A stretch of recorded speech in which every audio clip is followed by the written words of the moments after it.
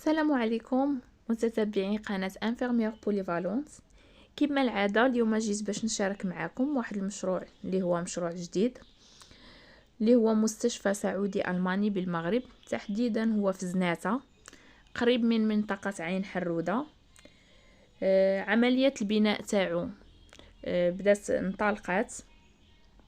هذا المستشفى كيف ما غادي تشوفوا في الفيديو هو مستشفى ضخم، المساحة تاعو كتفوت 10 هكتارات، كيضم 300 سرير وعدة أجنحة متعددة الاختصاصات، كما كيحتوي على جامعة طبية، مدرسة لتكوين الممرضين والممرضات، سكن من أجل الطلبة، وفندق. كيف ما كتشوفوا هنا في الفيديو المساحة كبيرة بزاف، فيه بزاف تاع الافاق، الناس اللي باغيين يقراو، اللي باغيين هاد الدومين، اللي باغيين يقراو. راه كاين يعني جامعه طبيه، والناس اللي باغيين يخدموا. راه تبارك الله مستشفى اللي هو كبير بزاف.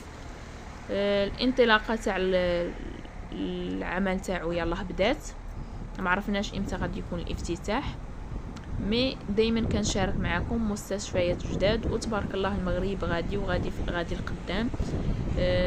بزاف تاع المستشفيات اللي هما ولاو كبار، وكيف ما كنصح اي انفيرميير بغات تخدم، مستشفيات الكبار زوينين في الخدمه بزاف.